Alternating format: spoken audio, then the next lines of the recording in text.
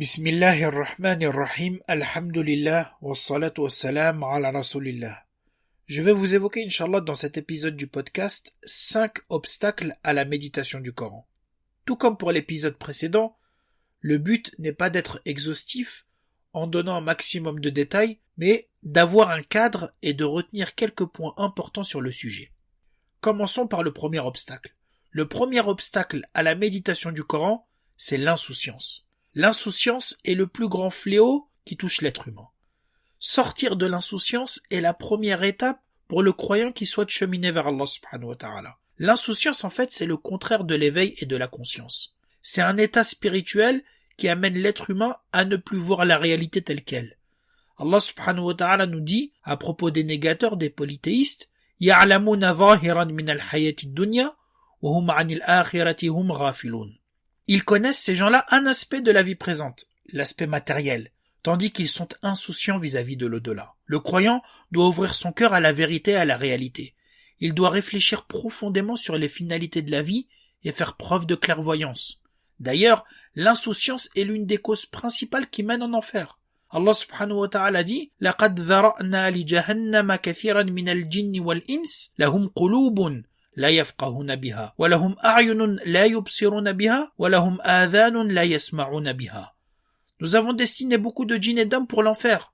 Ils ont des cœurs, mais ils ne comprennent pas. Ils ont des yeux, mais ne voient pas. Ils ont des oreilles, mais n'entendent pas. Ceux-là sont comme les bestiaux, même plus égarés encore, tels sont les insouciants. Allah subhanahu wa ta'ala dit également أَلَمْ يَأْنِ لِلَّذِينَ آمَنُوا أَن تَخْشَعَ قُلُوبُهُمْ لِذِكْرِ اللَّهِ وَمَا نَزَلَ مِنَ الْحَقِّ وَلَا يَكُونُوا كَالَّذِينَ أُوتُوا الْكِتَابَ مِنْ قَبْلُ فَطَالَ عَلَيْهِمُ الْأَمَدُ فَقَسَتْ قُلُوبُهُم. Le moment n'est-il pas venu pour ceux qui ont cru que leur cœur s'humilie à l'évocation d'Allah et devant ce qui est descendu de la vérité, c'est-à-dire le Coran, et de ne pas être pareil à ceux qui ont reçu le livre avant eux. Ceux-ci ont trouvé le temps long et leurs cœurs se sont endurcis. On dit que ce verset est descendu à une période de relâchement pour les compagnons, lorsqu'ils ont commencé à être distraits par les biens de ce monde. Ainsi Allah subhanahu wa ta'ala les a mis en garde de tomber dans l'insouciance, comme l'ont fait les gens du livre avant eux, parce que cela mène à la déconnexion au livre d'Allah, puis à l'abandon de ses préceptes. Le deuxième obstacle à la méditation du Coran, c'est l'orgueil.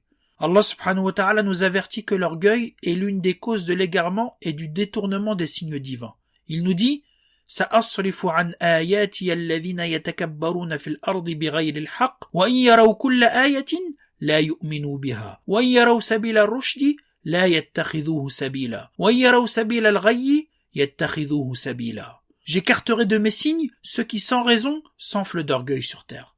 Même s'ils voyaient tous les signes, ils n'y croiraient pas. Et s'ils voient le bon sentier, le bon chemin, ils ne le prennent pas comme bon chemin. Même s'ils voient le sentier de l'erreur, ils le prennent comme sentier. C'est qu'en vérité, ils traitent de mensonges nos preuves et ils en étaient insouciants. Le prophète sallallahu alayhi wa sallam a expliqué que l'orgueil c'est deux choses, le rejet de la vérité et le mépris des gens. Allah subhanahu wa ta'ala nous donne un exemple concret du refus de la vérité par orgueil à travers Pharaon et son peuple. Il nous dit وَجَحَدُوا بِهَا وَاسْتَيْقَنَتْهَا أَنفُسُهُمْ ظُلْمًا وَعُلُوًّا فَانظُرْ كَيْفَ كَانَ عَاقِبَةُ الْمُفْسِدِينَ. Ils ont nié injustement et orgueilleusement les signes d'Allah, tandis qu'en eux-mêmes ils y croyaient avec certitude. Regarde donc ce qu'il est advenu des corrupteurs. L'orgueil est donc l'une des maladies les plus graves qui mènent au rejet des signes clairs d'Allah subhanahu wa ta'ala. Le troisième obstacle à la méditation du Coran, c'est le suivi des passions.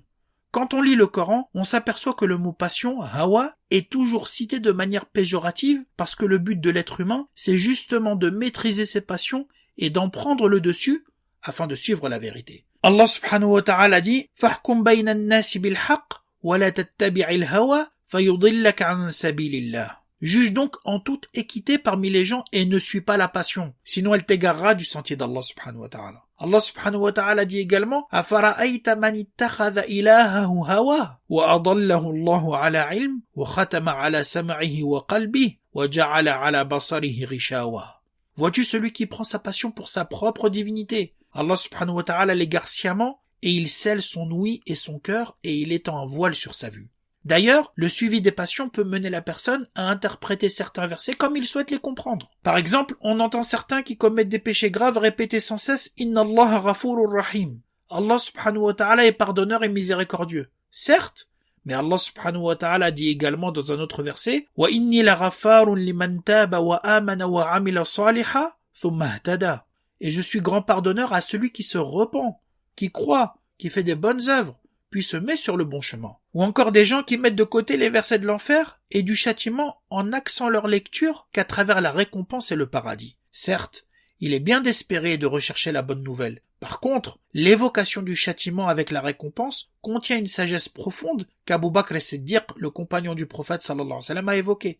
Il nous dit, Allah subhanahu wa ta'ala a évoqué le verset de la miséricorde avec le verset du châtiment pour que le croyant soit entre l'espoir et la crainte, et pour qu'il n'espère d'Allah que ce qui est conforme à la vérité, et qu'il ne se jette pas dans les chemins de la perdition. Le quatrième obstacle à la méditation du Coran, ce sont les péchés.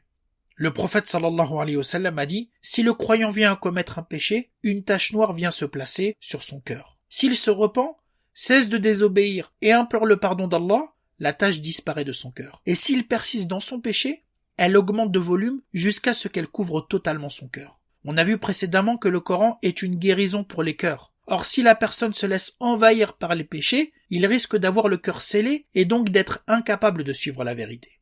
Allah subhanahu wa ta'ala dit « Innal ladhina kafaru sawa'un alayhim a'anzartahum am lam tunzirhum la yu'minun. Khatama Allahu ala qulubihim wa ala sam'ihim wa ala absarihim ghishawa. Très certainement les négateurs, cela leur est égal, que tu les avertisses ou que tu les avertisses pas, ils ne croiront jamais. Allah subhanahu wa ta'ala a scellé leur cœur et leurs oreilles, et un voile épais leur couvre la vue, et pour eux, il y aura un grand châtiment. Le cinquième et le dernier obstacle que j'aimerais évoquer, c'est de comprendre le Coran et de l'interpréter selon une idéologie ou une conception étrangère et contradictoire au livre d'Allah. Il convient à celui qui désire comprendre le Coran de se départir de ce qu'il croyait, de ce qu'il pensait.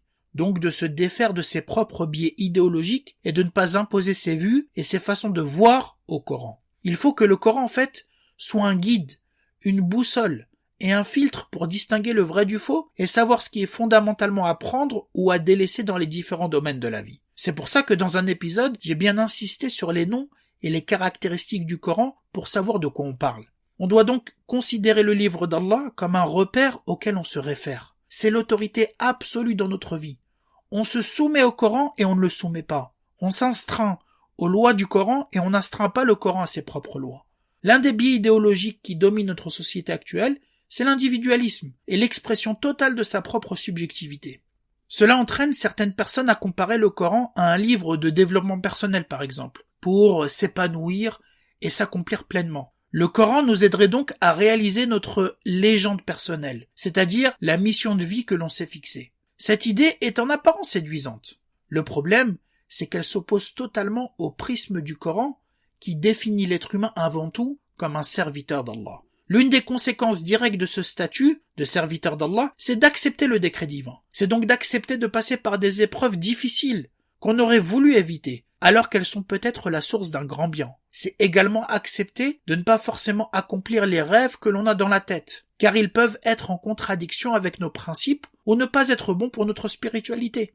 Allah subhanahu wa ta'ala dit, dans un verset, « Il se peut que vous détestiez une chose alors qu'elle est un bien pour vous, et il se peut que vous aimiez une chose alors qu'elle est un mal pour vous, Allah sait et vous ne savez pas. » C'est pourquoi ce qu'on appelle la loi de l'attraction, et qui consiste à dire que l'on peut réaliser absolument n'importe quel rêve en y croyant très fort, qu'en croyant fortement un rêve, l'univers entier se met en marche pour qu'il devienne réalité, tout cela, c'est mettre l'individu au centre et Allah au service des caprices de cet individu. Et c'est exactement le contraire qui est prôné en réalité dans le Coran. Certains tentent de coraniser entre guillemets les concepts, en disant que la loi de l'attraction c'est un peu comme l'invocation qu'Allah subhanahu wa ta'ala exauce. Mais même réfléchir de cette manière, c'est mettre le Coran au service de cette vision individualiste. C'est pourquoi, en conclusion, il faut comprendre le Coran selon sa propre logique, et en faire la référence absolue et le filtre de toutes nos idées.